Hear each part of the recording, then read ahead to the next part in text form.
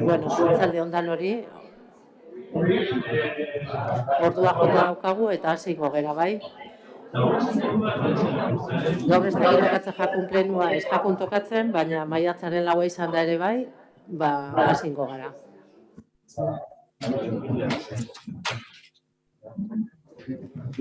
Lehenengo puntua daukagu 2022ko martxoaren 30ean egindako bilerari dagokion aktaren onarpena. Honi buruz zerbait? Ez.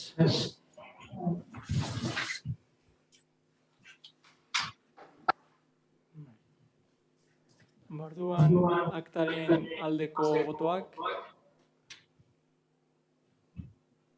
Aho batez.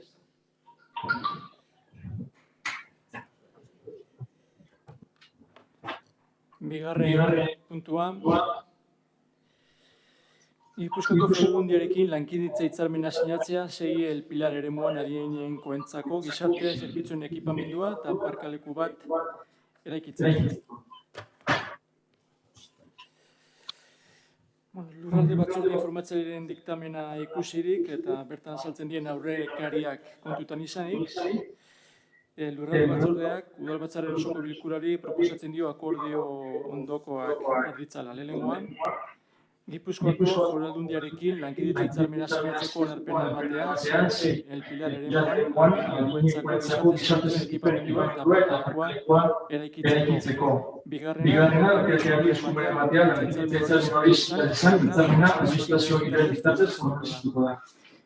Hirugarrena, El Pilar partida Aldundia bertakoa da, Gipuzkoako Foru Aldundiaren esku hartzea. Gizarte zerbitzuen ekipamenduarekin bizitazioaren tramite abian jarri ahal ditzan. Laugarrena,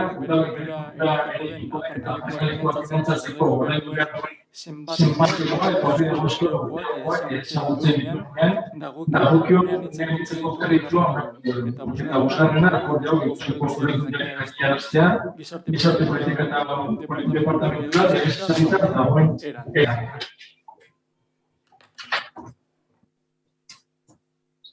Oin esan dugu, lehenengo aurrekin zerikusia dukabela hirurak, orduan tarte bat zabalduko dugu, txandakatzen ezikituko dira, zere bakitza edo bere adierazteko. Orduan, ez da batzatzen. Ariana, berez? Itziber. Bueno, Pilarreko bideari buruz gaurko honetan hiru puntu desberdin ditugu. Bildutikan Pilarreko orube hori, diputazio hori doinik usteak, horrekin ados egon gaitezke, baina horretarako azkenean udalak eta diputazioen artean sinatuko den hitzarmenean sartzen den baldintzarekin, ez. Azkenean, hitzarmen horre baietz esateak, esaten du, gaurtikan aurrera, erresidentzia horian ezakigu horrendikan, aparkalekuan enpresa kontzesionatu baten esku ustea suposatuko dela, ez? Azkenean, literalki gainera aipatzen da hitzarmen horretan, azkenean, egoitza edo residentzia egiteko, inbertzio etorriko dela enpresa pribatu baten finantziazioaren bitartez. Uste dugu azkenean EAJak uko egiten diola azkenean kudeaketa publikoaren ereduari, hasiera-hasieratik, dependentzia beharrekin dirua irabaztea ontzat emanez. Egon ditezke zalantzak azkenean eredu publikoa edo pribatuaren aldekoak, egon ditezke herritar sektore batzu, zalantzak edo kezkak ditaketenak gai honen inguruan, horregatik horrelako zerbitzu baten inguruan eztabaidan hasten garenean, behintzat hausnarketa edo galderatxo batzuk edo gure buruari egin beharko genioke. Eta, aipatzearen lehenengo izango litzake adibidez, badaukagu adibidez lehenengo, pisuzko arrazoirik badaukagu zerbitzu hori, kudeak eta publikoara bideratzeko, gure ustez bai, guretzat zaintza oinarrizko zerbitzua da, eta gaina, bizitzaren azken txanpa honetan, azkenean, ondo zainduta egotea, ondo sentitzea, guretzako hori da ezinbestekoa. Ezin dugu zahartzaroa sufrimenduarekin lotu, baizik eta, alden neurrian behintzat, pixkat, kosatzearekin lotu beharko genuke, ez da posible kasu guztietan, baina, behintzat, hortan zaitu beharko ginateke. Gero, bigarren hausnarketa edo galdera izango litzateke, kanpoko enpresa horren eskaintza, nabarmen eraginkorragoa edo efizienteagoa dela baieztatu dezakegu?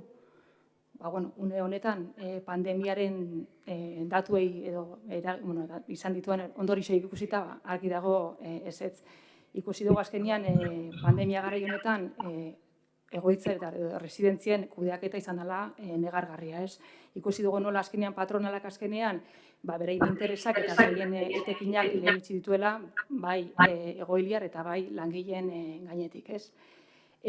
Orokorrean, behintzat Egoibarren kasuan bereziki, baina imaginatzen orokorrean ere bai, azkenean patronalaren posizioaren gainetikan langile hauek azkenean bere osasunaren gainetikan ere bai, kasu batzutan, nagusien zaintza lehentsi dutela, ez? Eta, guretzat importantea da azkenean errekonozimendu publiko hori egitea.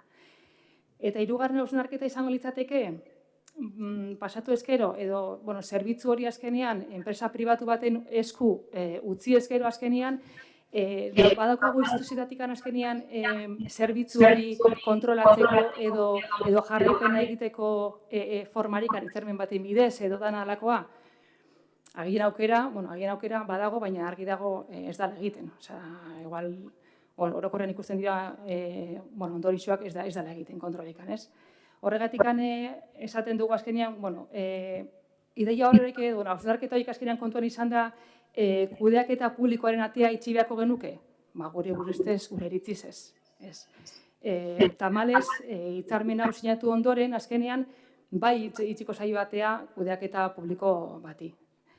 Beraz, nik bai galduko nahiko nioke, azkenean, EAJ-ari, EAJ-ko alderdiari zer desberdintasun dagoen azkenean, kategoria soziosanitario edo gizarte ekipamenduko zerbitzu baten artean.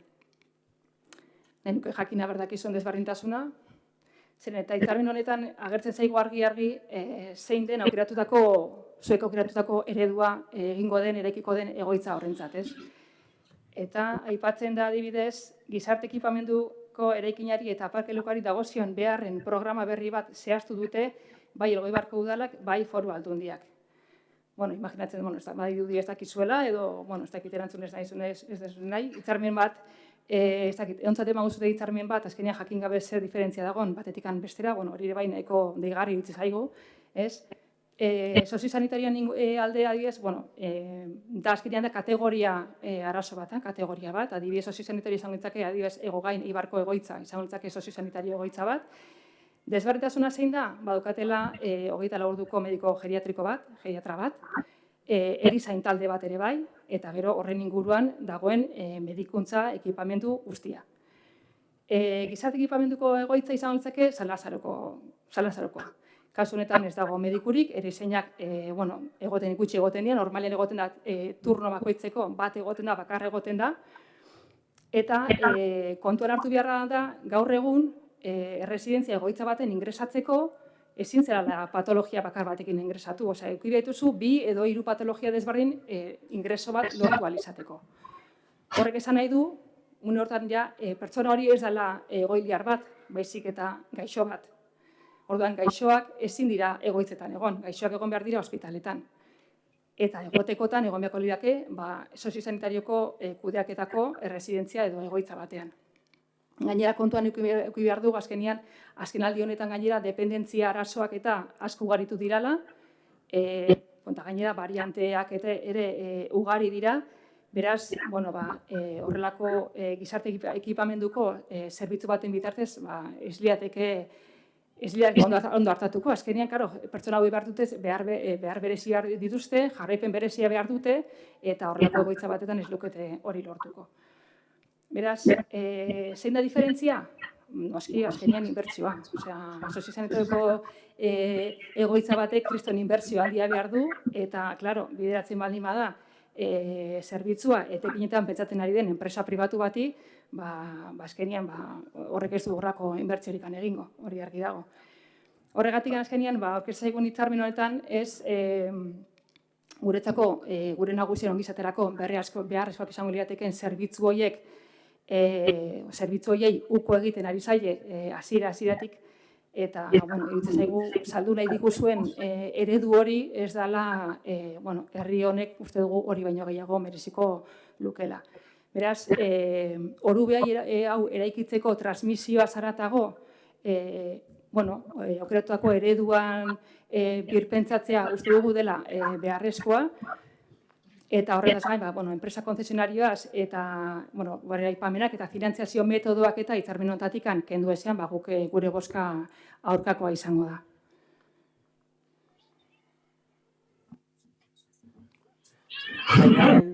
Aber, entzuten dugun zuria, hortikan. Barkatu, nola akoplau ingo dian, eta igual Maialenen ezin dugunen Josuk ingo dau defensa. Bai, posgarri izan guretzat gaur proiektu estrategiko bat guretzeko bidean biztan pauso garrantzitsu bat ematen. Aldun dizan dizietan, estuan ari garen zabaltzen laguntzariko proiektu garrantzitsuko eta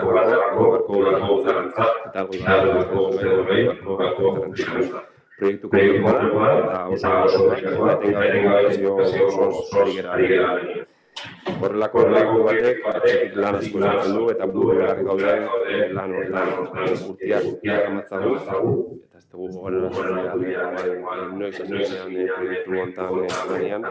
Berrezabal residentzia lotuta eta martxan ez dugulako nahi 2008 urtean etxe bildu diputazioan zela proiektua guztiak aukera hori egoterik. Proiektu hau lotuta, martxan eta egi jakatzea. Eta gaurko osko bilkura honetara ekarri ditugun puntu hauek bide honetako ditu oso garrantzitsuak dira. Hurrengo puntuetan, saila espazio publiko bat hartuko dugu, tramitazio publiko bata, puntuan,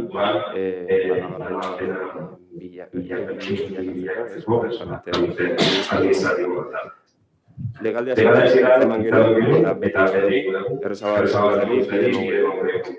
Eunda plaza izango dituen egoitza izango da, eta honek eguneko zentroare bertan izango izango. Egoiarrak erdigunean izango dituen zerbitzu bat izango da, gaur egungo beharrei egokituta, bai zerbitzu zein infrastruktura aldetik. Asmohandiko proiektu bat da, 21 proiektua da. Lankidetasunak, adinekoak eta pertsonak pertsonak zaintzen. Hurbiltasunetik eta pertsonak behin berriz ere, erdigunean eragin zuzena izango du Elgoibartarren kalitatezko zaintza zerbitzuak aurreratuak eskainiz, herritik mugitu gabe. Apustu estrategiko partekatua, tokiko eta Gipuzkoako herritarren bizitza hobea, errazagoa eta seguruagoa izan dadin. Lursaiak zuzerostasunean 2005 metro karratuko azalera dauka, eta aldundiari gaur 9.000 metro karratu lagako zaizkio bere titulartasunean proiektua gauzatu izan. 2008 zigilekoan izango dugu, izan dut bezala 21 milioiko aurrekontua duen proiektu bat da. Eta hori da gure borondatea eta lanean diadugu hori egikaritzen. Egoitza berrizak 10.000 metro karratuko azaldera izango du, gutxi gora bera, eta ekipamentu berri hori 10.000 pertsonako bizikidetza unitate txikiz osatuta egongo da.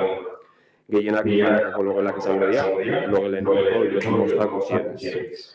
Komunitate egiteko da, inguruan izango dituen berdegunekin eta arrazunekin, egoleko zabalekin, jantokiekin eta kafeteriarekin. Eguneko zentru bat bertan, 40 plaza inguru ekiko dituna. eta unitate psikogeriatriko batekin, 12 aldiz tasa izango ditu. Horretaz gain, 70 eta 150 aparkaleku artean izango ditu. Eta obra edo beharko udalak finantzatuko ditu, gure aurrekontuan kontura egingo dira, eta aparkaleku jabetza, zein obra pilota eta hauen kudeaketa udalaren izan. Ez da kontzesionario baten menpe geratuko. Era berean, gure Sandia Udalako oinezkontzako bigarren ibilbide irisgarri bat izango den, gailu publikoaren aurreproiektuara sartuko da. Irisgarritasuna ere bai, herritarren ongizatea bermatzeko beharko udalak duen beste lerro estrategiko bat badako, eta hortan gara azkeneko urtietan bereziki lanean. Esan bezala, urtietako lan funkua dakauta gainean, eta emandako betez, egobertaguntzako eta egobertaguntzako onurak ekarriko dituen proiektu estrategikoa horrela dualako.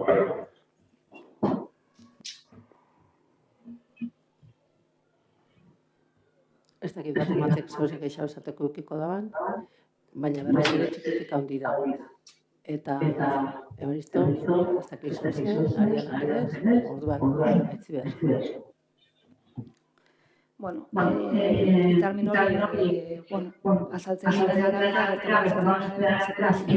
izaten da, azkenean inbertsioa izango dela, enpresa pribatu horren finantzazioa. Eta gainera, argi azaltzen da azkenean, ez da ondo izan. En cuanto a se pretende que los sectores financien la parte de la residencia de personas dentro de ella, así como su organización perimetral, por medio de la cantidad que en el proyecto de disponibilidad y demanda va a recibir una concesionaria durante los años de duración del contrato. Se persigue que en ese importe anual genere los recursos económicos suficientes para cubrir la inversión necesaria para la realización de la obra. Beraz, parke saltzen da azkenean, kudeaketa eredu non izango. Azkenean, gutxitan, Euskal Herriko zahar egoitza gehienak esku pribatuetan daude, esku pribatuetara pasatu dira, euneko 90 baino gehiago azkenean, enpresa pribatuen bitartez kudeatzen da. Nahiz eta titulartasun publikoa mantendu, kudeaketa pribatuaren bitartez. Zergatik, azkenean kristo negozioa suposatzen dualako. Osea, ez dago, egoitza bezalako beste errentagarritasun daukan sektorerikan, gure inguruan behintzat, ez? Suposatzen du, euneko 20, euneko 25-ko irabazisa, ez? Azkenean, egoiliarren eta langileen eskubideak zapaltzetik lortzen diren etekinak, ez? Azkenean, zaintzak ez luke inoiz negozio bat izan behar, baina tamalez batzuentzat negozio bada, ez? Eta hori da kezkagarria. Zahar egoitzetako datuek, gainera pandemiako datuak eta kontuan izan da, egisa da azkenean administrazioak nahiko isili dauzkala datu hauek, orokorrean badakigu egoitzetako egoiliarren euneko 30-ak ez duela lehengo urtea gainditzen. Guretzako hau badatu larri eta kezkagarria iruditzen zaigu, eta azkenean dakigu, guztiok ezagutzen ditugu gutxi gora bera, privatizazioak eragindako azkenean zeintzuk diran bere ondorioak. Beraz, azkenean gaudi pertsonetaz ari gira hitz egiten, ez gaudi hitz egiten torlojuetaz, eta ezin diogu gure ustez uko egin azkenean egoiliar edo langile egin duintasunari. Gero, titulartasunari buruz azkenean, aldaketa hori lur publikotikan, orube, ondare pribatu patrimonial bihurtze hori azkenean, legeak horrela esaten du egin behar dela, orduan horrez dakagu eztabaidarikan, baina, bai azkenean, gure kezka da azkenean, lehen aurreko puntuan aipatutako azkenean hitzarmenari lotua dago puntu hau ere bai, beraz azkenean, hemen kontra bozkatuko genuke, baina gero egin duzun azuk azkenean izan da deskripzioa, azkenean ze egoitza mota zenbagela izango dituen, eta inguruko azpiegitura nolakoak izango dira, baina guretzako hori ere izan leke garrantzitsua ez dugu izango, baina azkenean kudeaketa eredua eta hori alde batetikan zer ereduan oso importantea da, eta gero nor kudeatuko duen ere bai. Eta ja, hitzarmenetatik aurrera ja, hasiera-hasieratik ja, esaten da, ez dela izango eskumenen publikoa, eta azkenean, guretzako hori kezkagarria iruditzen zaigu. Ez du bermatuko azkenean, egoitza hortan egongo diren beharrak. Azkenean, ez da izango soziosanitario bat, baizik eta izango da gizarte ekipamendura bideratuko zerbitzu bat, beraz ez ditu beharreko gutxienokoak betetzen guretzat. Josu. Bai, bueno, usten dut gauzak pixkat ere bai naztu inditzezuela eta saiatzen zeratela, bueno, pixkat mamun bat saltzen ez enpresa batek, pertsonak makinak edo erlojuak zela ez, kudeatuko balitzu bezala. Kontutan eduki behar dugu, proiektu hau, gaur egun, gaur gainean dakaguna, hitzarmen bat dela. Bere pleguak edukiko dituna, zerbitzua, zela prestatuko dan, eta ze baldintzatan prestatuko dan, jasoko ditsunak. Gogoratu ere bai, plegu horretan eta lizitazio honek bideragarritasun txosten baten oinarritxuta dagoela. Eta bideragarritasun txosten horrek irabazixa, enpresan irabazixa, bukatuta da. Ez dela enpresak irabazi egiten duela. Gainera, azarotik, pasadan urteko azarotik, olako makidak pasatu bidea Madrileko organo batetik olako kontzesioak bilatzen ditzunak. Ozen edezatik, zentzu hortan oso mugatutako zerbitzu bat da. Arraro itzen zaitere bai, zuek gobernatzen dezuen, gobernatzen duan herri batzutan, adibidez, Usurbilen banderak da egoitzakin, eta Usurbilko udalak printzipioz, proiektuaren aldekoa da, eta proiektu hori horren berri ere bai, ematen du, esaia zaitez, zerren kontra zaudeten, jakitea udal batzutan alde, eta beste udal batzutan kontra. Esan dut bezala, irabazia ez da enpresa pribatu bat irabazi normal bat, mugatutako irabazi bat da, eta azkenian garbi ateratzen dutena gaur da, azken finean, 2011an bezala, H. Bildu proiektu honen kontra agertzen dela.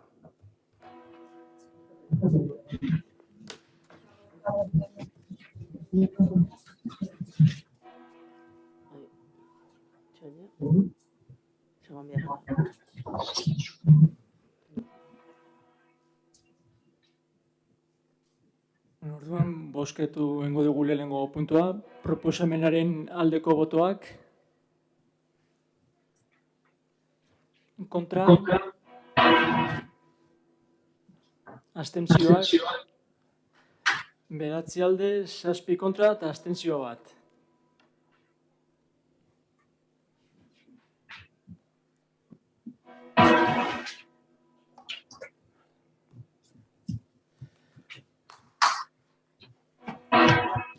Orduan, pasauko gera 3. puntura, Urasandi kaleko bat zenbakian dagoen Pilar ikastetxe zaharraren partzelaren kalifikazio juridikoa aldatzeko espedientea onartzea. Lurralde batzordien informatzailearen irizpena ikusita, bertan agertzen den aurrekaria kontutan izanik, izapide dututako espedientea kontutan izanik, eta tokiko erakundeen ondazionari buruzko araudiaren 8. artikuluan eta horrekin bat datozen gainerako aginduetan zedatutakoen arabera, lurralde batzordeak udalbatzaren osoko bilkurari proposatzen dio honako akordio hau har dezala. Lehenengoa, Urasandi kaleko bat zenbakian dagoen Pilar ikastetxe zaharraren partzelaren kalifikazio juridikoa aldatzeko onarpena ematea. Lurzati horiek herri jabaritik jare egiteko eta ondore ondasun gisa kalifikatuta gelditzeko. Bigarrena, alkate Andreari, ura legez ordezkatuko duen alkate ordeari eskumena ematea, jare egindako lursailaren harrera egiteko, tokiko erakundeen ondasoi buruzko 8.3 artikuluan zetatutako ondorioetarako. Eta 3. akordeo Gipuzkoako Foru Aldundiari lurzoruaren eta ondorearen kudeaketako zerbitzuari jakinaraztea legez ezarrita dagoen eran.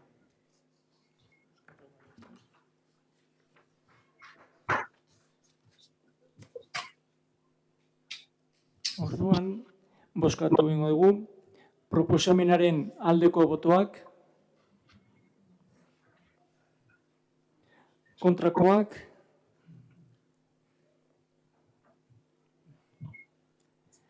abstentzioak, 9 boto alde, 7 aurka eta abstentzio bat.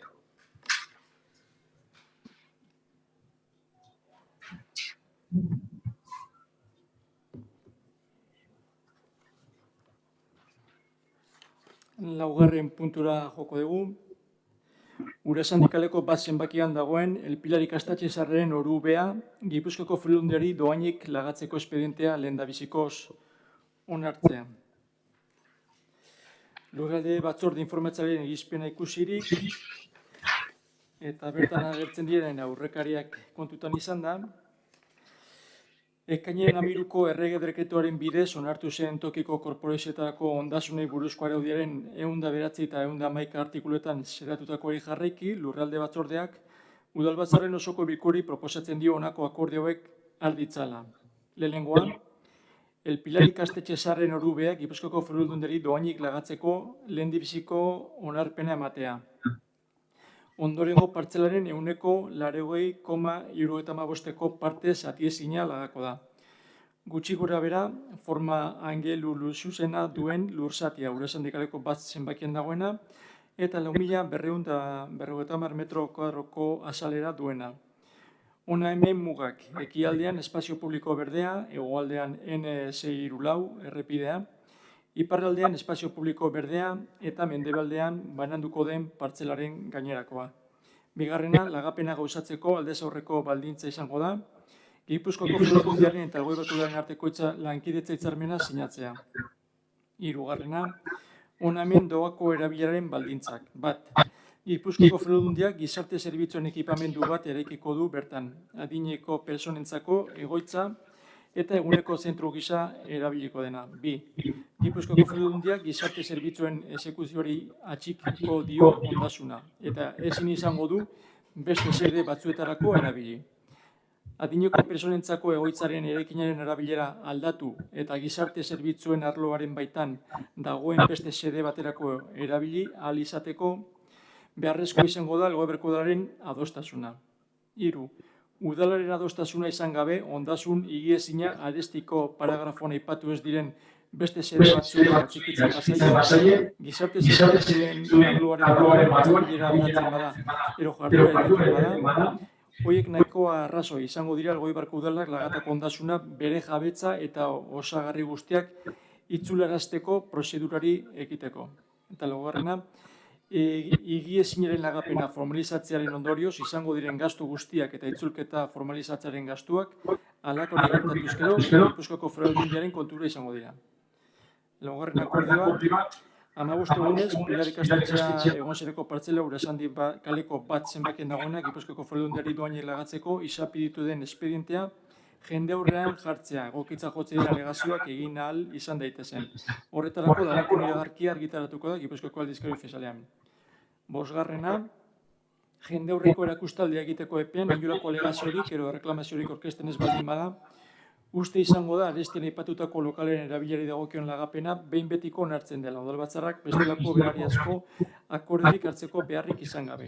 Seigarrena, alkatea ordezkatuko duen alkateordeari eskumena ematea espedientearen ondorioz hartuko diren jarduera guztiak onartzeko eta beste aipatutako partzelaren lagapenari dagokion eskritura publikoa sinatzeko. Eta zazpigarrena, akorde hau Gipuzkoako Foru Aldundiari jakinaraztera lurzoruaren eta ondarearen kudeaketako zerbitzuari legez ezarrita dagoen eran.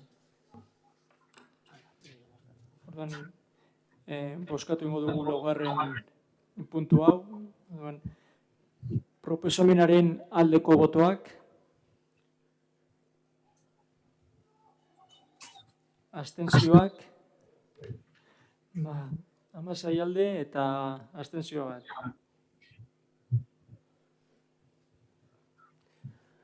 Eta hori daukaguz, bankako bi mozio, bateratzea ez dugu lortu, eta orduan kontramozio moduan EAJak sartu du, EH Bilduk hartu dagoen mozioan bateratu ezin da.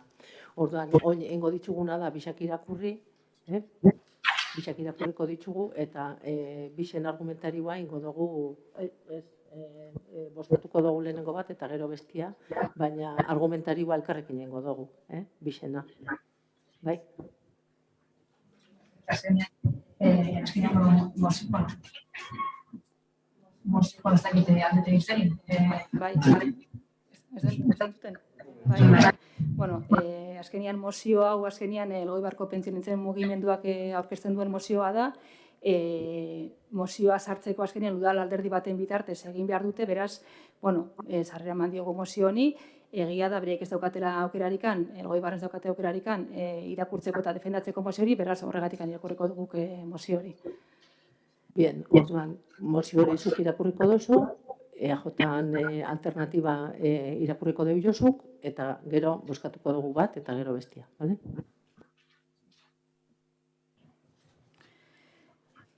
Elgoibarko udalean ordezkaritza duten alderdi eta koalizitako udal taldei Elgoibarko pentsionisten mugimenduaren izenean. Idazki honen bidez, Elgoibarko pentsiodunen mugimenduak eskatzen dugu jarraian proposatzen dugun mozioa ahalik eta azkarren eztabaidatu eta onar dadin udal batzarrean. Adinekok eta pentsiodunok zerbitzu horien murrizketen eta digitalizazioaren ondoren banku zerbitzuetara jotzeko dugun arazo larria dela eta. Bankua gure kezkarien xede, bankuek eta lehen aurrezikutsek ere zerbitzu publikoa ematen dute eta finantzia bitartekarien funtzioa betetzen dute. Jarduera ekonomikoa eta produktiboa errazteko.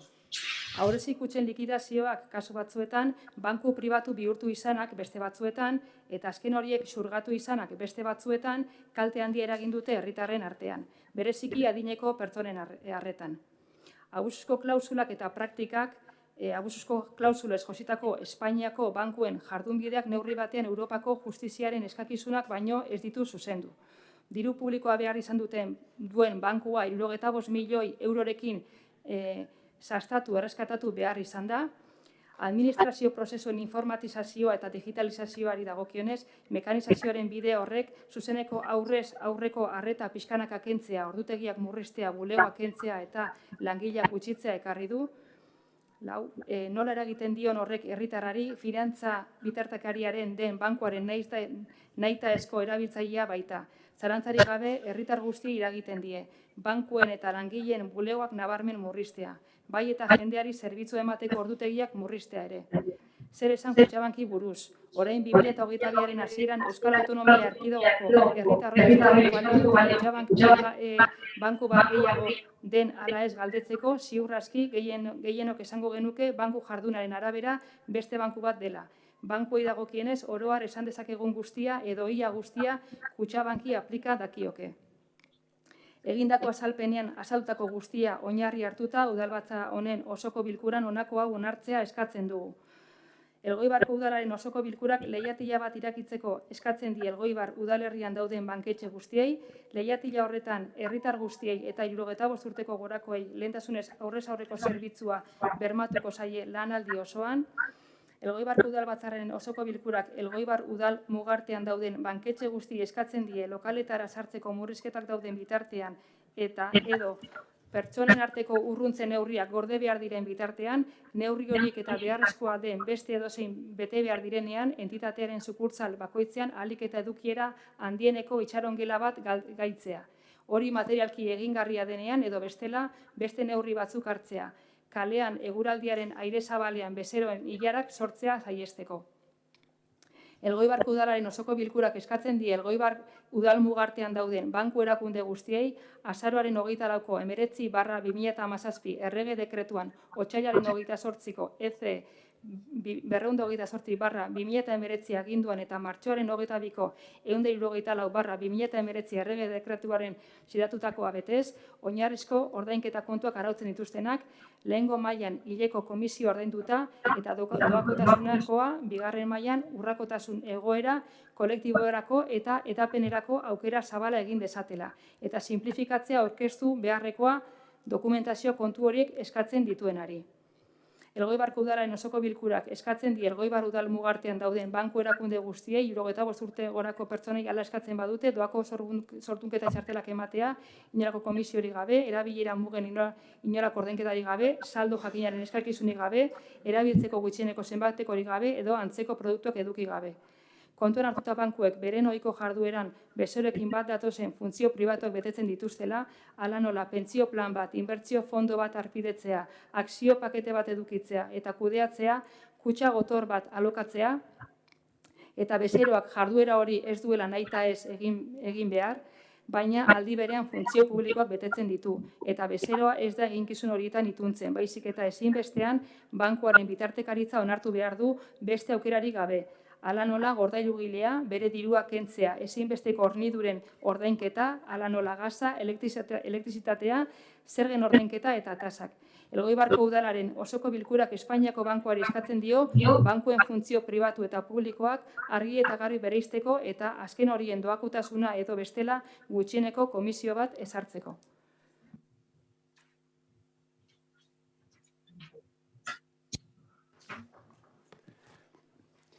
Elgoibarko udalak adierazi du herritar guztiek izan behar dutela finantza zerbitzuetarako sarbidea, eta ezin dela egon irisgarritasuna eta aurrez aurreko arreta zaintzen edo eragozten duen arrazoirik. Arreta berezia jarriz adinekoei eta zailtasun bereziak izan ditzaketenei. Elgoibarko udalak Eusko Jaurlaritzari eskatu dio, finantza erakundeekin hitz egin dezala, herritarrak oro har finantzen arloaren barnean sartzen direla bermatzeko neurri berriak abian jartzeko. Arreta berezia jarriz, adinekoen eta zailtasun bereziak izan ditzaketen pertsonen kolektiboari. Elgoibarko udalak finantza erakundeei eskatu die, elkarrizketa eta azterketa prozesu honetan finantza erakunde horiek konpromiso hauek har ditzaten. Kolektibo horien, hau da, adinekoen zein zailtasun bereziak izan ditzaketenen premia bereziak kontutan hartzea, eta aipatutako kolektiboek administrazio publiko honetan egiten dituzten izapideetan izan ditzaketen arazoak aztertzea, eta kontutan izan dituzten premia bereziak zerbitzuak ematerako. Herritarrak oro har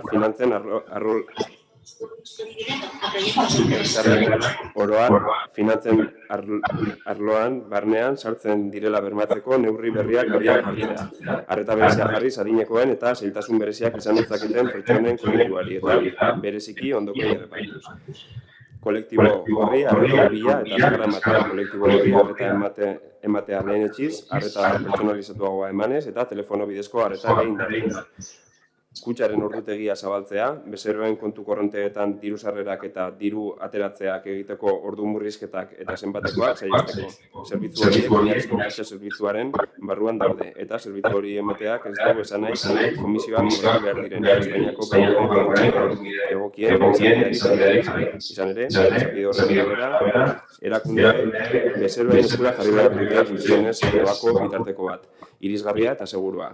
Beren kontutik eskudirua atera ahal izateko. Kontutan hartuta kolektibo bakoitzaren ingurua bar bereziak.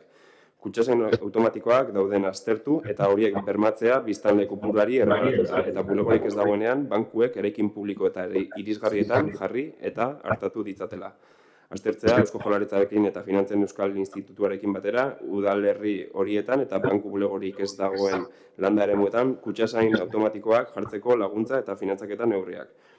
Banko bulegorik eta kutxazain automatikorik ez dagoen eremuetan eskudirua sartu eta ateratzeko ohiko banku zerbitzuak ematen dituzten autobusen edo bulego zerbitzuen maiztasuna regular eta egonkorra bermatzea.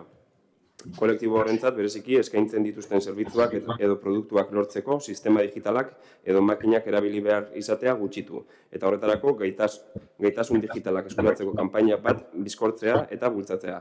Behar diren ezagutzak eta tresnak ez izateagatik oinarrizko zerbitzuak eskuratu ezin dituzten pertsonak bazterkeria hori jasan ez dezaten. Eta banku lagunkoia lortzeko prestakuntza ekintzak indartzea. 2021ko uztailaren 21ean sinatutako bankaren konpromiso sozial eta jasangarria indartzeko protokolo estrategikoan lanean jarraitzea, finantza inklusiboa eta digitalizazioa sustatzeko. Era berean, Elgoibarko udalak Eusko Jaurlaritzari eta Gipuzkoako Foru Aldundiari eskatzen die beren eskumeneko zerbitzu guztietan aurrez aurreko arreta emateko. Behar duten pertsonei, bereziki kolektibo honetako pertsonei, beren eskaeren kudeaketan sortzen zaizkien arazoen erantzun eman ahal izateko. Elgoibarko udalak merkataritza eta ostalaritza establezimenduak gonbidatzen ditu adinekoen eta zailtasun bereziak dituztenekin lagunkoia izatea errazteko neurriak abian jartzea. Hala nola, irekitzen errazak diren ateak, heldulekuak sarreran, itxaroteko eserlekuak, poltsak eta paketeetarako euskarriak, aldakela erosoak eta irisgarriak, letra argi eta handiko kartelak, informazio irisgarria eta bar. Horretarako, udalak sentsibilizazio eta informazio kanpaina bat egingo du. Adinekoei eta zailtasun bereziak dituzten pertsonei arreta emateko jardunbide egokiei buruz. Elgoibarko udalak osoko bilkuraren erabaki hauek ebaraziko dizkie herriko merkataritza eta zerbitzu establezimenduei, eta Elgoibarko herritarrak joan behar izaten duten bestelako zerbitzu publikoai. Berriz ere, ronda bat zabalduko dugu, txikitik handira, eta Evaristo, zer esateko baldin baduzu. Bueno, al principio había tenido había oído como que se había llegado a una especie de declaración conjunta al final, pero no. Al final estamos ante una moción que ha presentado el colectivo de los pensionistas y después aparece otra moción que nosotros ya llamamos a esto rodillo y al final, bueno, pues pasará lo que pasará. Veo las dos mociones y las dos mociones tienen buenas intenciones. No entiendo por qué no se ha llegado a conjugar un poco más las dos mociones y sacar algo más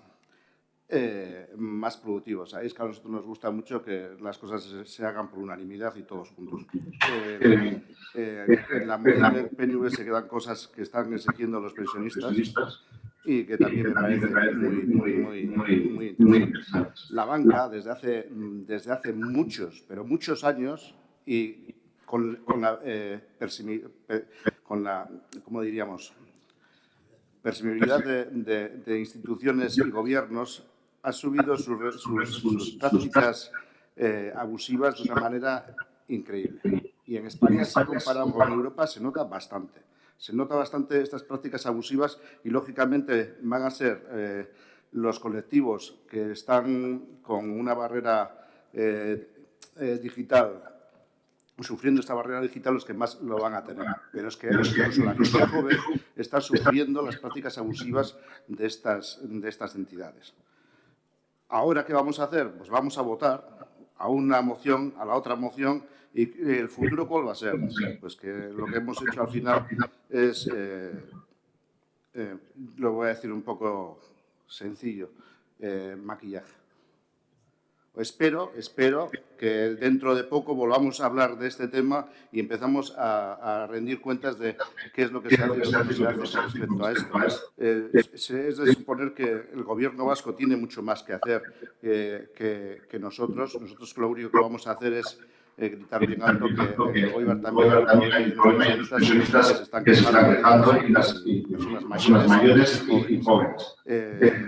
Vuelvo a decir lo mismo. Lo único que vamos a hacer nosotros es votar a favor de los pensionistas porque son los que al final han venido a pedir voz y ojalá hubiera salido también una conjunta con puntos que ha puesto la moción del PNV. Ariana, zer esateko?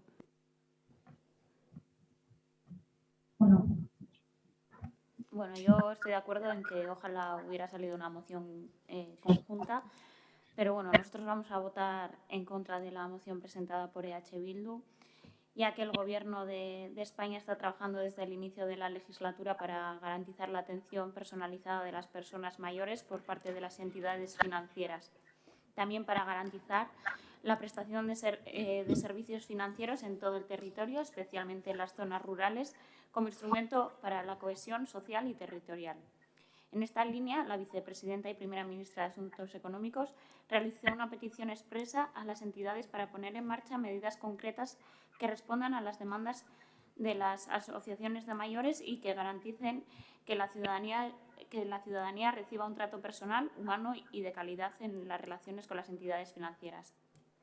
Asimismo, el ministro de Asuntos Económicos y Transformación Digital ha acogido la firma de un acuerdo de las asociaciones de la banca que incluye nuevas medidas para garantizar la atención personalizada de los ciudadanos, especialmente para las personas de mayor edad. Este acuerdo supone la actualización de un protocolo ya suscrito en julio de 2021. Con este acuerdo se actualiza el apartado de medidas de fomento de la inclusión financiera del protocolo firmado en el mes de julio, distinguiéndose dos nuevos apartados con sus correspondientes medidas. La adopción de nuevas medidas dirigidas a mejorar la atención personalizada de personas mayores o con discapacidad, contribuir de forma proactiva a acelerar los avances hacia una economía inclusiva y especialmente en los entornos rurales o colectivos en riesgo de exclusión. En relación al paquete de medidas para mejorar la atención de las personas mayores y discapacitadas, se establece que las 3 patronales firmantes se comprometen a que las entidades asociadas realicen un diagnóstico de la situación actual y adopten en el plazo máximo de 6 meses las medidas que se detallan a continuación. 1. Atención presencial en las oficinas. Incluye diversas fórmulas: ampliación de los horarios de atención presencial a los clientes, que abarquen como mínimo de 9 a 2 horas para garantizar servicios de caja, compromiso de que al menos haya una persona por oficina para llevar a cabo estas funciones. Prioridad a la atención comercial de los mayores de 65 años y a personas con discapacidad en los casos de alta afluencia de público en las oficinas. Realización de formaciones específicas obligatoria al personal de red comercial en las necesidades de este colectivo. Seguimiento y adecuación de las medidas puestas en marcha para la atención al colectivo de clientes senior, identificando sus necesidades y transmitiendo los mensajes con un lenguaje sencillo y adaptado. 2. Atención telefónica preferente sin coste adicional a través de un interlocutor personal para los clientes mayores o con discapacidad. Horario de atención telefónica como mínimo entre las 9 y las 6 de la tarde para que los clientes que se les preste servicio sin oficina. 3. Cajeros, apps y webs. Se garantiza la accesibilidad y sencillez de los canales en función de su uso, ofreciendo versiones con lenguaje y vistas simplificados. Reparación de los terminales fuera de servicio para asegurar el aprovisionamiento de efectivo en un plazo máximo de 2 días laborables e información del cajero alternativo más cercano. 4. Formación, refuerzo de la educación financiera, digital y prevención de fraudes a este colectivo de clientes a través de talleres, seminarios o herramientas similares, ofreciendo a los clientes acciones formativas por el canal que resulte más adecuado. Seguimiento. Se amplía el objeto de observatorio de inclusión financiera para hacer un adecuado seguimiento de las medidas adoptadas para la prestación personalizada de los servicios financieros a las personas mayores. Este observatorio recabará datos de las entidades para la elaboración de un informe semestral de seguimiento de las medidas adoptadas. Dichos datos serán puestos a disposición del Ministerio de Asuntos Económicos y Transformación Digital. Ampliación del objeto del observatorio para la inclusión financiera para la elaboración y actualización del mapa de acceso a servicios financieros en España rural, con compromiso de presentación de los resultados en el primer semestre del 2022. La adaptación de páginas web, apps y resto de canales para convertirlas en instrumentos más accesibles a los productos y servicios bancarios, previa consulta a los usuarios a través de encuestas. Refuerzo de los canales de atención telefónica como alternativa de alto valor para los clientes que no puedan ir a las oficinas o carecen de capacidades para hacer gestión mediante banca electrónica. La supervisión de todas estas medidas será completada por el Banco de España, que elaborará un informe anual de seguimiento. El proyecto de la Ley de Servicios de Atención al Cliente, que incluirá exigencias específicas en el sector financiero, mejorando los canales y atención personalizada con el fin de garantizar una respuesta adecuada a los clientes. Trámite de primera vuelta y audiencia pública del anteproyecto de ley de creación de autoridad de defensa de los clientes financieros para reforzar la protección de los usuarios de servicios financieros y asegurar que las entidades cumplen con sus obligaciones frente a los clientes. Además, en el marco del despliegue de inversiones del Plan de Recuperación, se han visto acciones dirigidas a la formación e inclusión digital de la población de mayor edad, especialmente en las zonas rurales. En la próxima conferencia sectorial de transformación digital prevista para marzo, el Gobierno expondrá la necesidad de reforzar los programas de desarrollo de competencias digitales destinados a las personas de más de 65 años. En el año 2021, el Gobierno ya transfirió 140 millones de euros a las comunidades autónomas con el objeto de expandir las competencias digitales de la población, con especial atención a los colectivos vulnerables. Además, y de forma complementaria a estas actuaciones, se están desarrollando otras muchas medidas para garantizar la prestación de servicios financieros con acuerdos con las comunidades autónomas, diputaciones provinciales y ayuntamientos, así como a través de la empresa pública Correos con despliegue de cajeros o con el acuerdo con entidades financieras para realizar retirada o entrega de efectivo en las oficinas de correos o sacar dinero directamente que llevan a tu domicilio. También con medidas legislativas como la reciente aprobación del proyecto de ley de protección de los consumidores y usuarios frente a situaciones de vulnerabilidad social y económica. Aitziber zuria ditza. Bueno, guk EAJaren kontramozioa iruditzen zaigu nahiko orokorra dela. Ez dira inkompatibleak bata eta bestia, baina bai azkenean gelditzen da pixkat bat airean konpromiso zehatzik gabe. Ez du ezetza botatzeko arrazoirik, beraz, eta botako ditugu biak.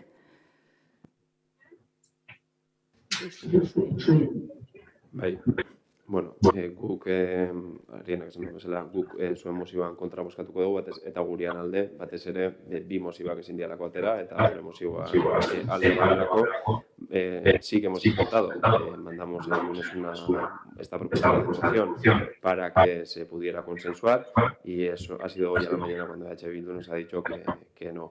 Entonces, a nosotros también nos hubiera gustado, tomando como base nuestro ejemplo, pero pudiendo tomar como base cualquier otra moción que pudiera presentar cualquier otro partido político, poder llegar a un consenso y aprobar algo de forma unánime. Baina, bueno, horregatik guk zuen mozioan bozkatuko dugu, zuen guria, oinarri zendu eta mozioan alde bozkatuko dugu.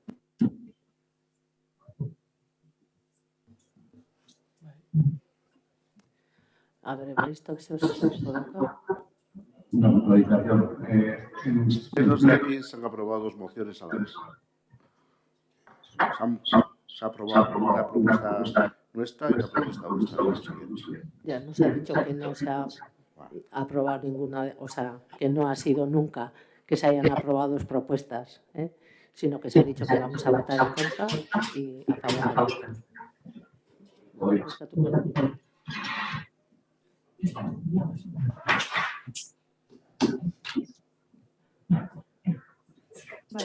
Argitzea azkenean, argitzea bakarrikan azkenean mozio hau ez dara guria, baizik eta Elgoibarko pentsionista mugimenduan mozio bat dela. Gure bitartez hartutako, baina ez dara guria.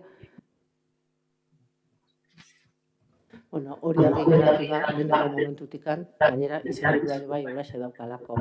Baina, argi geratu zaigu gurean ere bai, kontrabuzio hori ero punto horiek etorri zianean, eurekin ere bai, zuek hartu duzuen mozio hori alde edo ez bozkatu dezake zuen eurekin kontuan hartuta. Osa, que bozkatu dugu, bixak eta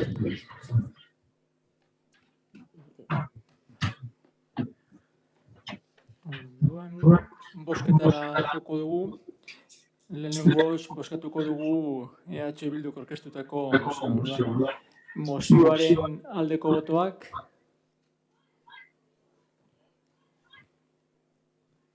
Kontra, 9 kontra eta 8 alde.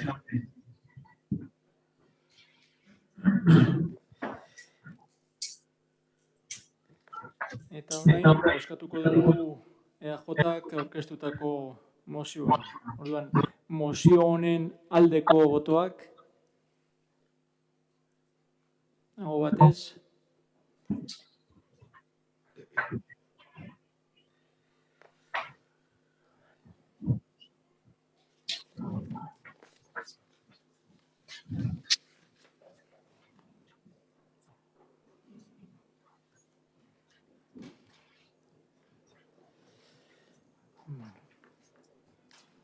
Seigarren puntua, EH Bilduk eta PSek mugi tarifa eredua babestuta sustatzeari eta mugi sistemaren tarifak sozial eta ekonomikoagoak izateko neurriak hartzeari buruz aurkeztutako mozioa. Ziberrek edo zuk irakurriko duzu.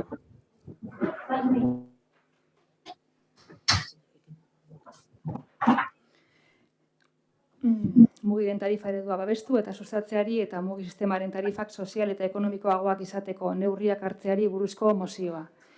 2013tik mugi tarifa sistema Gipuzkoako tarifa eredua da, orduan sortu zen eta Gipuzkoako indar politiko gehientsuenen babesa du, baita garraio publikoaren gaineko eskumena duten eta mugi sistemaren barruan dauden erakundena ere, mugiren tarifa ereduari esker sistema ekologiko, sozial eta demokratikoa da gure garraio publikoan eredua, mugiren tarifa eredua Gipuzkoako herritar guztien batasunerako eta kohesiorako elementua da eta aurrekaririk gabeko adostasuna lortu du alderdi politikoen artean.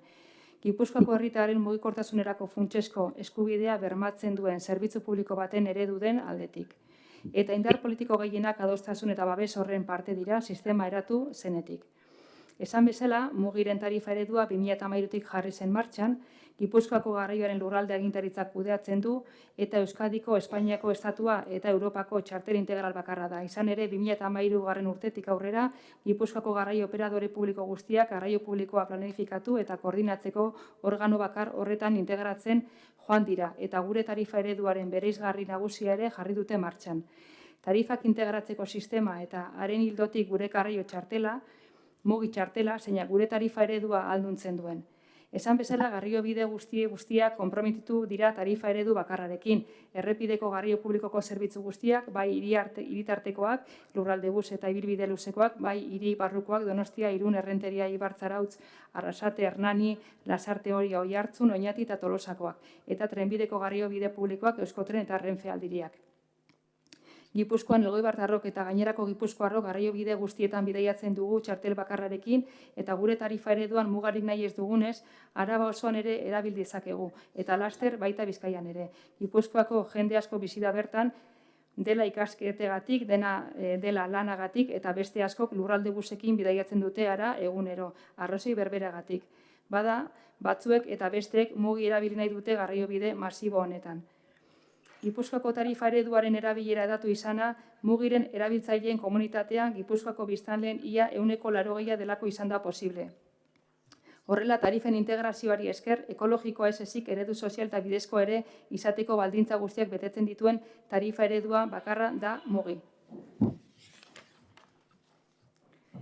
Ezaugarri hauek ditu mugiren tarifa ereduak. Nork erabiltzen duena bakarrik ordaintzen du, zenbat eta gehiago erabili orduan eta gutxiago ordaintzen da, ekitatea bermatzen da, babes sozialaren premiarik handiena duten kolektiboek obari handiak bai dituzte, adinekoek, gazteek, langabeek, baliabide gutxikoek eta gaitasun bereziak dituztenek. Mugi tarifa ereduaren bidez, nahi den lekura bidaietu daiteke, nahi bezala, nor biziren eta zer baliabide dituen gorabehera. Mugi tarifa ereduari esker gutxien dutenak ez dira gelditzen gizarte aurrerapenetik baztertuta. Elgoibarren mugi komunitateko kide izaten jarraitu nahi dugu, tarifa merke eta sozialekin frogatu dugunez, mugi komunitateak eskualdeko eta Gipuzkoako bizilagunak elkartzen gaitu eta Gipuzkoako garraio publikoaren eredu sozialean parte harrarazten digu. COVID-19 pandemiaren osteko krisialdi betean, tentsio sozial eta ekonomikoa gutxien dutenei sufriarazten ari dela eta gerra gobernuen ekonomia eta batez ere Elgoibarko eta Gipuzkoako emakume, gizon eta familiena astoratzen ari dela. Mugi sistemaren babesten jarraitu nahi dugu eta garraio publikoaren erabiltzaileen lasaitasuna eman. Gainera, uste dugu mugi sistemaren tarifen ekitate eta justizian are gehiago sakontzeko garaia iritsi dela. Familien ekonomiak ito edo estutu ditzaken une zailetan baikaude. Horregatik, tarifak are sozialagoak eta beraz ere progresiboagoak izatearen alde gaude. Alde horretatik uste dugu aurten mugiko tarifen inguruko eztabaida eta erabakiak hartzeko unea izango dela helburu hori lortzeko bidean mugi tarifa ereduan beste urrats bat emateko unea. Gure ustez, garraio publikoko sistema inoiz baino gehiago indartzeko unea da. Argi eta garbi baita sistemak pandemian galdu dituen erabiltzaileak berreskuratzeko eta erabiltzaile berriak erakartzeko unea ere. Eta horretarako, Gipuzkoako garraioaren lurralde agintaritza osatzen duten administrazioak beharrezkoak diren neurri guztiak aztertu beharko lituzkete. Izan ere, Gipuzkoako garraioaren lurralde agintaritzaren eginkizuna gizartean eta lurralde historikoan mugikortasun irisgarria eta kalitatekoa bultzatzea da, eta egungo eta etorkizuneko eskaerei erantzutea. Horregatik guztiagatik Elgoibarko EH Bilduk eta PSek erabaki hau hartzea proposatzen dio Elgoibarko udalbatzari. Elgoibarko udalak tarifak berritzean neurri hauek eztabaidatu eta onar ditzan eskatzen dio Gipuzkoako garraioaren lurralde agintaritzari. Garraio publikoaren erabiltzailerik ohikoenean batez besteko kostua jaisten laguntzeko neurri hauek hartzea.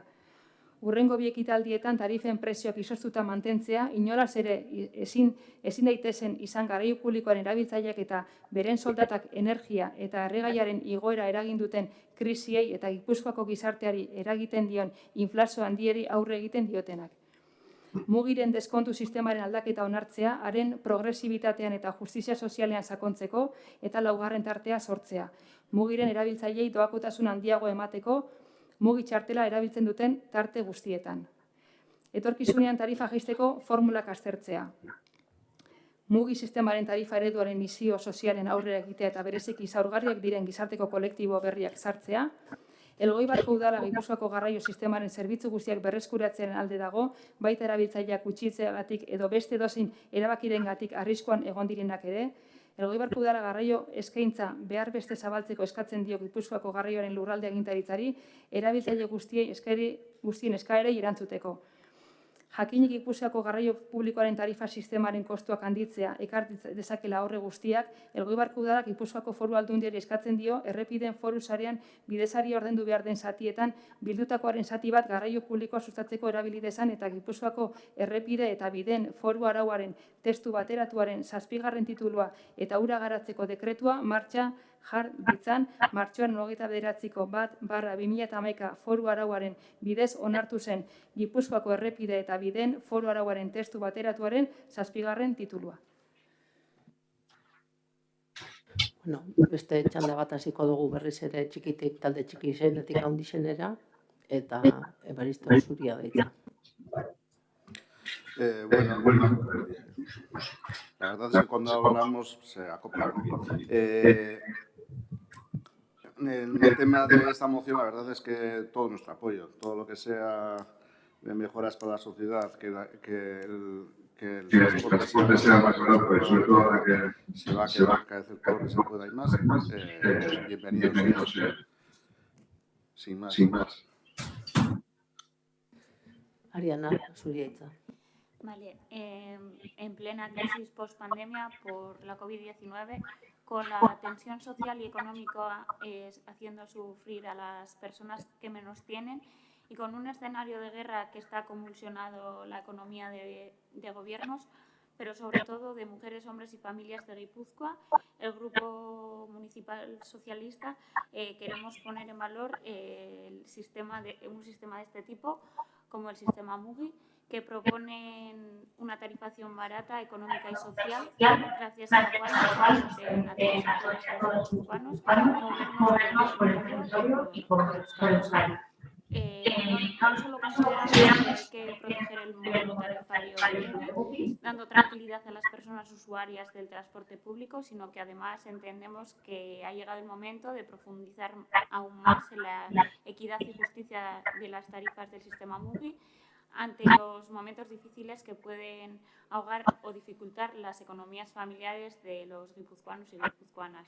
En definitiva, solicitamos la congelación de las tarifas para que la subida de la inflación provocada por la crisis de Ucrania no afecte a los ciudadanos y para hacer de MUGI un sistema tarifario más social, creando un tramo 4 para los viajes y creando nuevos colectivos sociales que se beneficien de estos descuentos.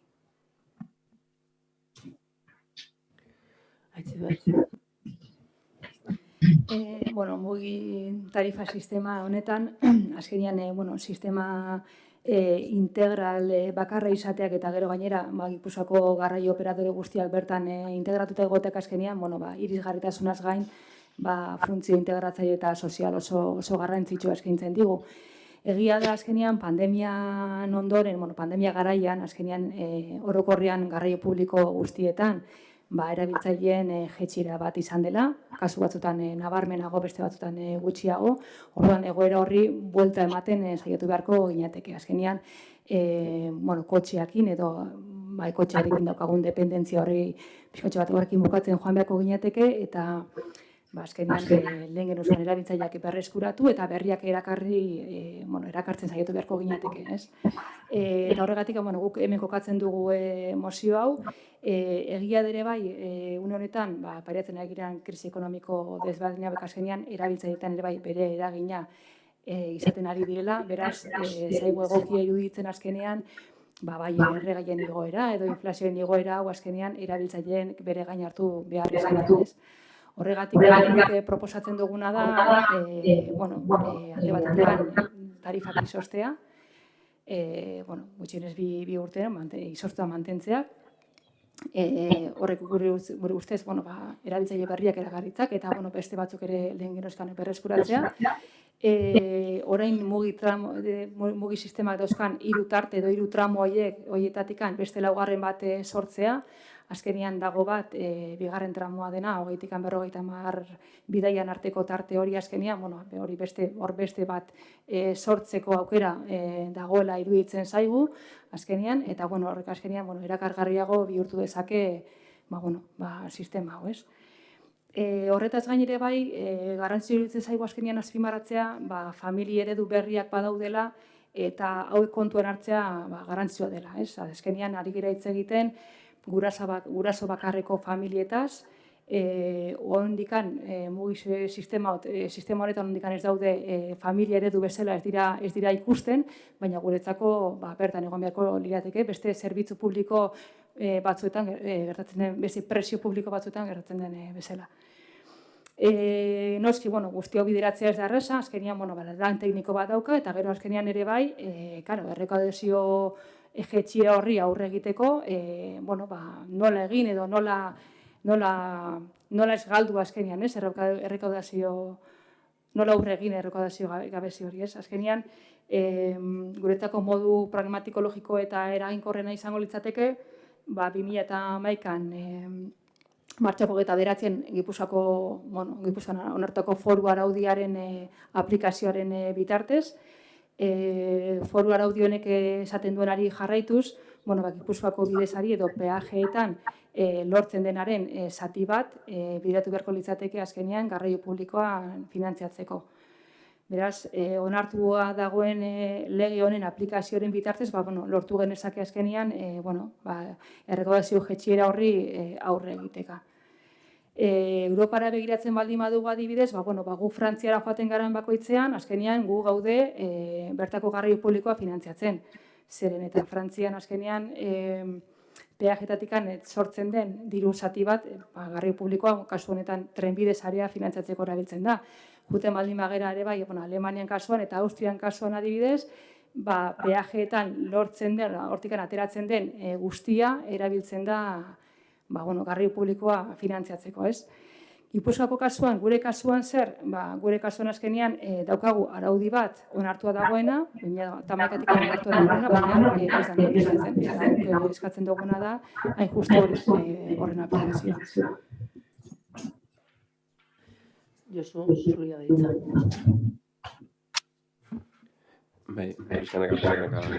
Puntuak errepasako ditut. Urrengo bi ekitaldixetan tarifen prezioa eustia eta laugarren tarte bat sortzea. Gaur hasi 2021ko azaruan ospatu zela Gipuzkoako garraioan lurralde agintaritzako batzar orokorra eta puntu hau onartu zala. 2022an eta 2023an esan tarifak ez igotzea eta proposatzen dena jada erabakita dago. Laugarren tarte bat sortzeakin ados gaude eta hori erabakitzeko egin beharreko ikerketak eta azterketak egiteak bai. Izan ere garraio publikoan asko bidaiatzen duenak gutxi ordaindu behar duela sinesten dugu. Eta ere gogoratzen behar dugu, ez, Gipuzkoako garraio lurralde agintaritzan gehiengoa dakan Alderdi Sozialistak erabaki zuela laugarren tarte bat ez sortzea, ez tarriztekoa da, eta bostekoa ere bai, hemen gaur kontan proposamen honen alde agertzia. mugi sistemaren tarifa ereduaren gizarte emisioan aurrera egitea, bereziki kalteberak diren kolektibo berriak sartuta. Puntu honetan ere bai, ados gaude. Gaur egun mugi txartela pertsonalizatuak, desberdina daude. Gaztiak, adinekuak, ezinduak, soziala, hortaz, ondo deritzogu, realitatera egokitzen dian erabakisak hartzen dutia, eta txartel sozialaren barnean bereziki kalteberak diren kolektibo berriak txertatzen dutia.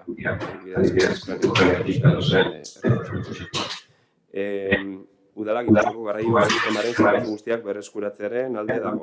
Baita erabiltzaileak, kontxitzeatik, arriskuan egon direnak ere. Puntu hau, gogorazi behar dugu, puntu hau, Buruntzaldeako lurralde boseko emakidan egon den arazo batetik dator da.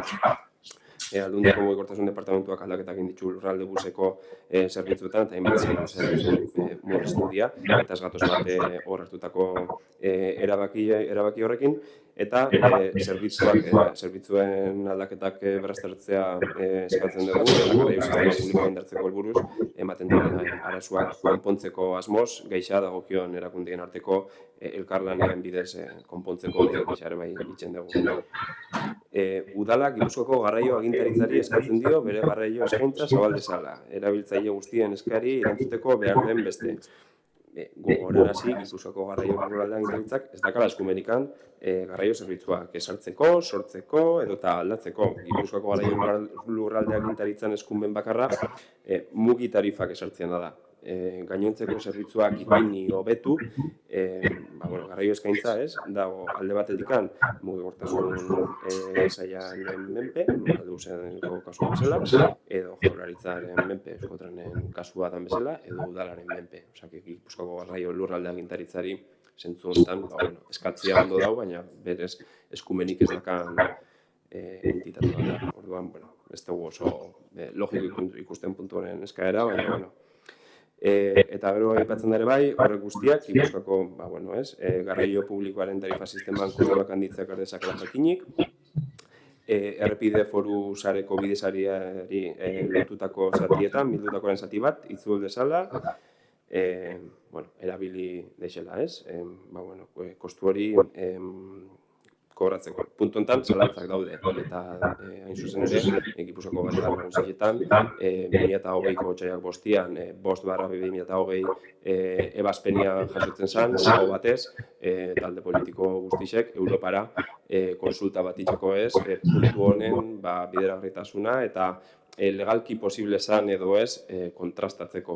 Orduan, zalantza dazkagu ez, txosten hori ez da iritsi, eta orduan zalantza dazkagu puntu hau posible dan, edo ez da posible zioan. Gube proposatu ditugu puntu gehitzeko, eta puntu horrek azkenean, puntu horrek onartu azkenean mozioaren garen ginen ez, batez ere, gure zalantza horiek, beste edo jasotzen ditulako. Alde batetan, kobertura juridikoa izatea, zerbitzu defizitario batera defizitik ez daukan zerbitzu baten baliabide ekonomikoak desbideratzeko, Europari zaion galdera hori. Kolokan edo arriskuan eskartziak gaur egun defizitik ez dakan zerbitzu bat, beste mesedetan.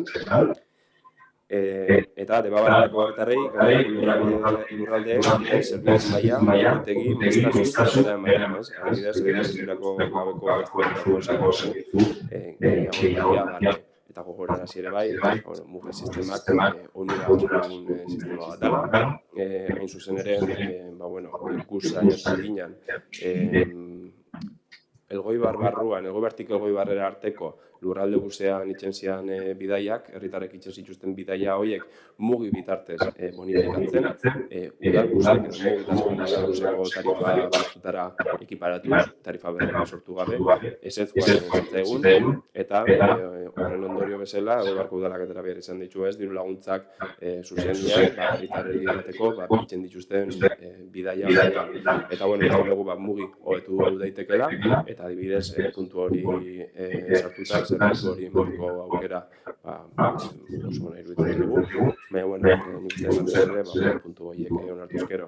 Gu alde egon baina, bestela abstenitxuen goera, ez gaude kontra. Batez esateko. Bueno, orduan buskatu egin. Bai, txikitik handira. Berriz ere.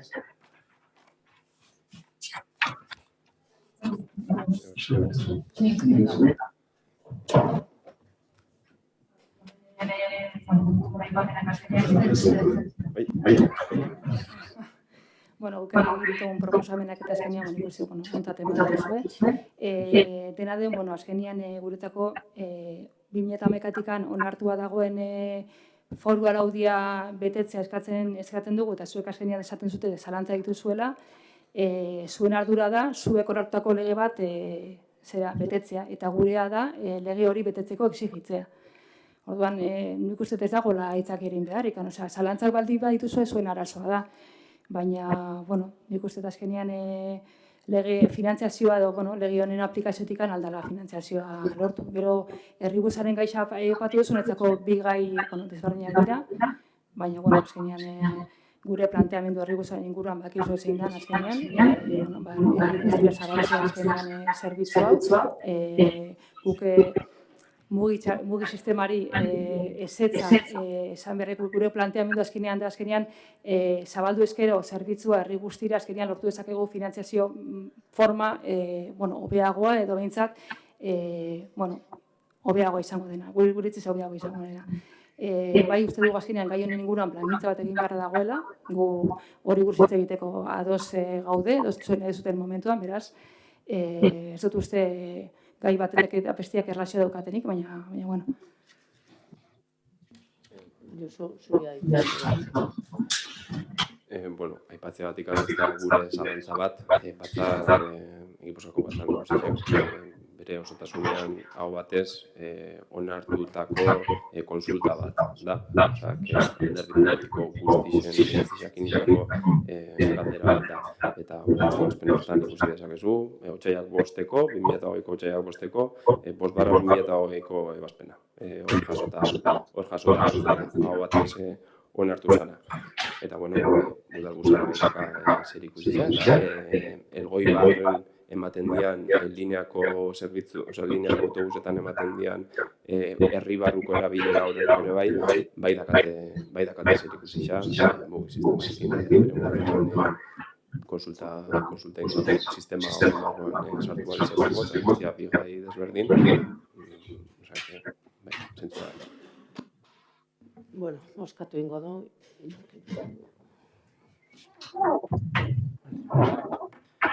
Orduan, EH Bilduk eta PSek aurkeztutako mozioaren aldeko botoak, abstentzioak, 9 alde eta 8 abstentzioak.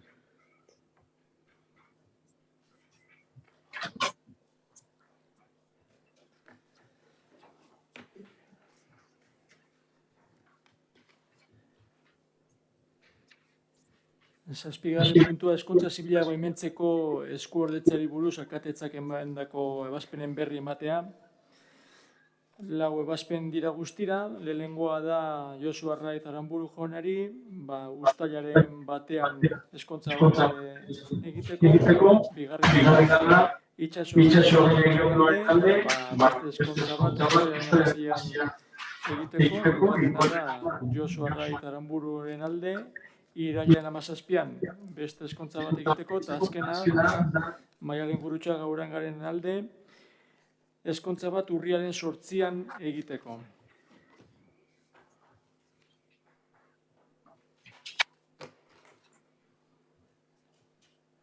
Zortzigarren puntua, eskariak eta galderak. Bueno, hemen oindala pare bat egun, Ebaristo pare bat galdera intzitsuan plenurako, eta saiatuko gara erantzuna ematen oin pixkat eskematikoki eta gero beste espezifikazio batzuk gero biharko balitzu, emango jakoz. Ebaristo galderek erantzuten, elkarreri ematen zizkien erantzunak orokorrean aste bete baino gutxiko dira, depende, claro, depende si informazio eskatzen da, edo zer atxilatzen duan, edo simplemente zuzenean erantzun leiken informazio bat izaten bada. pertsonari kontaktuan ipini gara, zure eskaera pertsonari kontaktuan ipini gara, inolako arazoa telefonoz egiten dugunekin lasai, eta aurrera guazen zentruetan. Eta horrekan bai, eta herritarren zerbitzua martxan jarri zen momentutik gainera, batez ere, bai erraiatu ziala teknikari, batzuak, herritarren eskaera bat, egitxeko nahixa agertzen bada, bulegoetan bertan bildu ahal izateko, eta hortaz aparte, betiko zerbitzua, telefonozko zerbitzua, edo emailez erantzuten dira, edo zuzenian bulegoetan erantzuten da, bulegoetara etorri aldean herritarren kontxuteri edo herritarren eriaz. Eta, beste bat edo prozesuan inguruko beste dozein galdera badazkazu, edozein momentutan, edo batzordetan, edo hitz egiteko beste. Beste galdera gurikan bada, haitzi behar, zurea ditzi. Bueno, zaborontzi berrixa jarri dira erdigunean, egisa da inguruko zuetara ez dirala iritsi, zergatixa, eta bere iritsiko diren beste auzoetara ere bai. Bueno, eskerrik asko, jasota galderia eta erantzun jatzu. Bueno, pleno hau amaitutzat emango dugu, badakizue estremeko aldiz estremi bidez eman dela. Orduan, eskerrik asko dan hori etortziatik eta, disfruta izue asteburua.